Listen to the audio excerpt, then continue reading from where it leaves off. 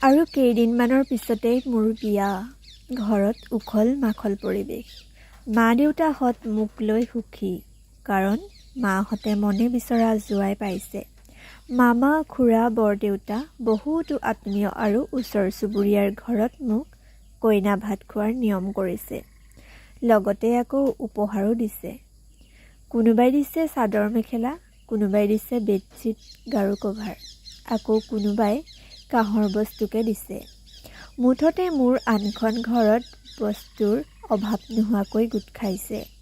গোট নাখাবনো কিয়, মই ঘৰখনৰ একমাত্ৰ ছোৱালী আৰু সকলোৰে মৰমৰ।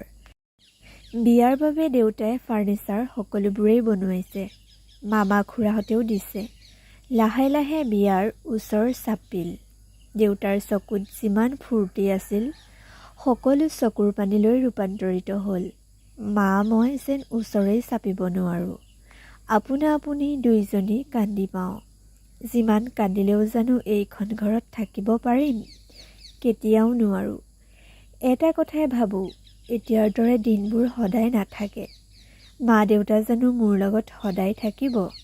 এদিনটো অকলশৰীয়া হৈ পৰিম।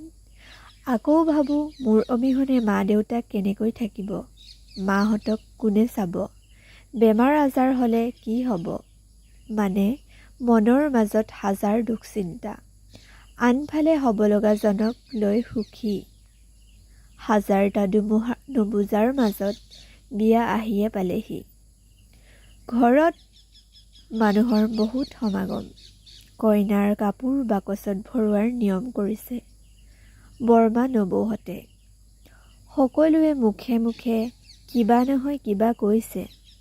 কোনোবাই কৈছে, তই গ'লেগৈ বৰ দুখ লাগিব। আকৌ কোনোবাই কৈছে, সেইখন ঘৰত গৈ ভালকৈ থাকিবি। কিবা নাজানিলে ডাঙৰক সুধিবি। আলহী আহিলে ভালদৰে কথা পাতিবি। ডাঙৰক সন্মান কৰিবি।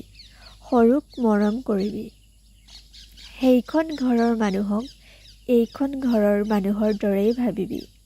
মুঠতে হাজাৰটা বুজনি, যাতে মই সেইখন ঘৰত গৈ বিপদত নপৰোঁ। ৰাতি মেহেন্দি লগোৱা পৰ্ব। বা ভণ্টি লগৰীয়াবোৰে একে ৰঙৰ কাপোৰ মিলাই পিন্ধিছে। মোক ধুনীয়াকৈ সজাই মেহেন্দিৰ ৰং এহাতলৈকে সানি দিছে। মুঠতে মোৰ বিয়াত হেঁপাহ পলুৱাই ফূৰ্তি কৰিছে সকলোবোৰে। পিছদিনাখন ৰাতিপুৱাই মোক গা পা ধুৱাই জোৰোণলৈ বুলি উলিয়াই দিলে। এযোৰ পাটৰ সাজ গাত পিন্ধি ৰূপ সজ্জা কৰি দৰা ঘৰৰ মানুহলৈ বাট চাই ৰ'লোঁ। মনটো উগুল থুগুল। কোন কোন বা আহে? ভয় আৰু দুখে মোক হেঁচা মাৰি ধৰিছিল। লাহে লাহে জোৰোণৰ মানুহ আহি পালেহি। তামোল পাণ শৰাই লৈ মাহঁতে আদৰি আনিল। সকলোকে ধুনীয়াকৈ আপ্যায়ন কৰিবলৈ আমাৰ ঘৰৰ মানুহে চেষ্টা কৰিল। মোক সমাজৰ মাজলৈ মায়ে কান্দি কান্দি উলিয়াই আনিল। সমাজক সাক্ষী কৰি মোক জোৰোণত বহুত অলংকাৰ সা সজ্জা দিলে।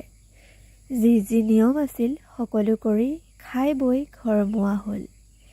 এতিয়া বিয়া ঘৰলৈ নিমন্ত্ৰিত অতিথিৰ সমাগম ঘটিছে। সকলোকে যিমান পাৰোঁ তামোল দি মুখত এটি হাঁহি লৈ আশীৰ্বাদ বিচাৰিছোঁ। বহুতে ফটো তুলিছে, ভাল লাগিছে। এইবোৰে এদিন স্মৃতি হৈ থাকিব বুলি। মা দেউতাৰ লগতে পৰিয়ালৰ সকলোবোৰৰ লগতে ফটো তুলিলোঁ।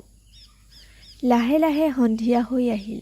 মোৰ বুকুত এটা প্ৰচণ্ড বিষে খুন্দা মাৰিছে। মা দেউতাক মই চাব নোৱাৰা হৈছোঁ। সঁচাই অলপ সময়ৰ পিছতেই মই এইখন ঘৰক বিদায় দিব লাগিব।